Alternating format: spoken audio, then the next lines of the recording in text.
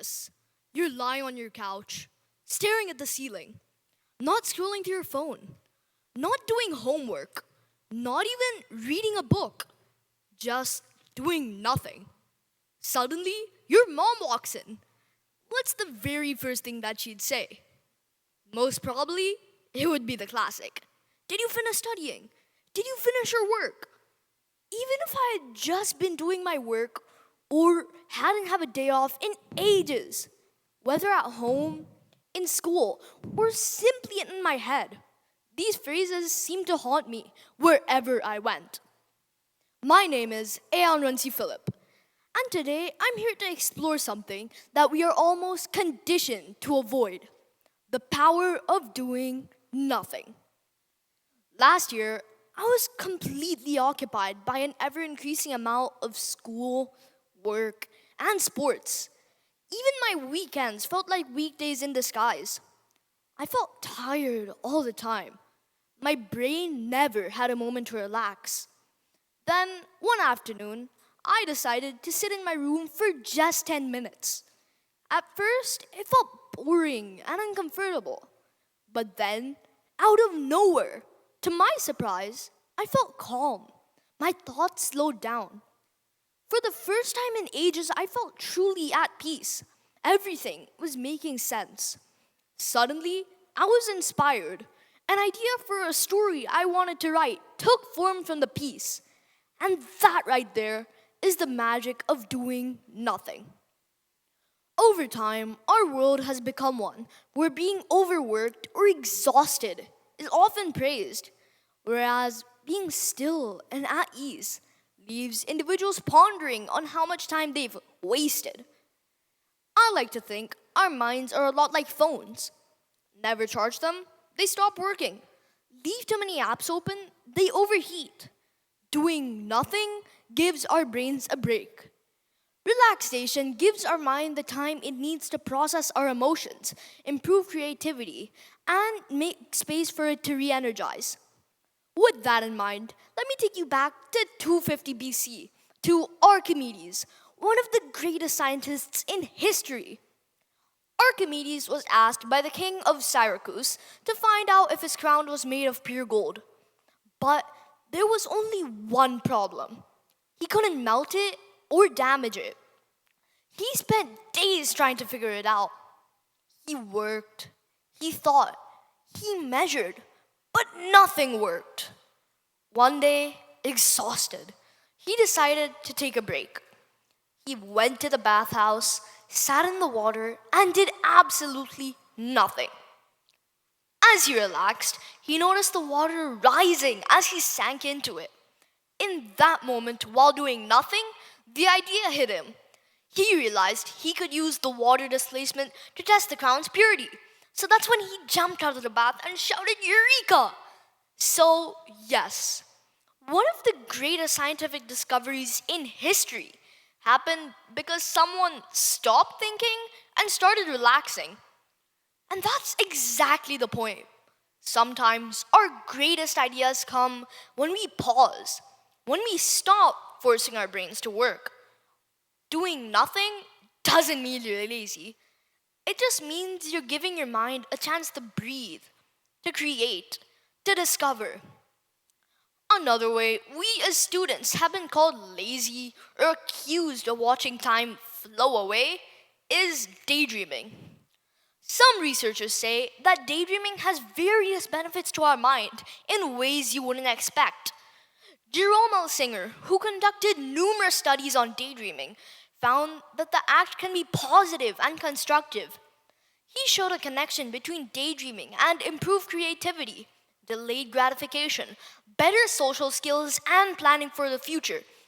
Even superheroes take breaks to recharge before saving the day. Think of our friendly neighborhood Spider Man. What's his most iconic image that comes to mind? Yeah, I know you're thinking about it. It's him in the middle of a heated interplanetary battle alongside the Avengers. But have you ever thought about him sitting on top of a beautiful tower, maybe devouring a churro, and just thinking about his day? This elevated perspective gives him the time he needs to process his work and even map out his school day. We're all Spider Man in our own ways. Our world is one that constantly demands productivity and motion. Moments of stillness often feel unfamiliar and even uncomfortable. Yet, across cultures, there are philosophies that celebrate pausing rather than pushing. What if I told you about the beautiful Italian concept, dolce far niente, which literally translates to the sweetness of doing nothing? This phrase symbolizes carefree idleness and pleasant relaxation. This practice promotes individuals to simply be themselves and take small moments to treasure the simple joys that life offers. Let's also explore Nixon, a Dutch word from the Netherlands. This is also another word that literally translates to doing nothing. The goal of this is to allow the mind to wander, diffuse stress, and foster creativity. You may now ask me, is there an actual use to these concepts? Or how have individuals benefited from this in real life? J.K. Rowling, the author of the beloved Harry Potter series. Before her fame, she struggled to generate new ideas whilst juggling life's challenges. During a delayed train journey, she allowed herself to relax and let her thoughts drift instead of stressing over her writing. She began daydreaming, letting her imagination wander without any direction or strain. In that moment of doing nothing, the idea for the wizarding world began to take shape. This illustrates a powerful takeaway. Even someone as imaginative as J.K. Rowling needed moments of stillness to help ignite her creativity. Doing nothing played a crucial role in bringing her magical world to life. So, how do we actually practice doing nothing in our own daily routines? It doesn't require a drastic change to our lifestyle, just a few intentional pauses. Set aside a few minutes each day to simply sit without your phone, without music, without a task to complete. Allow yourself to stare out a window, lie on the floor, or take a slow walk with no destination. Let your mind wander, daydream, and breathe without purpose. I remember one lazy afternoon. I plopped down on the couch with my little puppy Lola. She sprawled by my side, her tiny paws twitching relentlessly. In that blissful moment of stillness, I felt a spark of inspiration. Instead of reaching for my iPad, I decided to play with her. We spent the next hour just running around the living room, and to my surprise, she learned how to fetch a ball, all because I paused to enjoy that moment of doing nothing. Sometimes it's in those quiet times that we discover joy of connecting with our furry friends and create fun memories. It's in those small, memorable moments that help reduce mental overload, improve focus, and make space for creativity and self awareness. By consciously building these moments of nothing into our daily routines, we give our mind freedom to reset.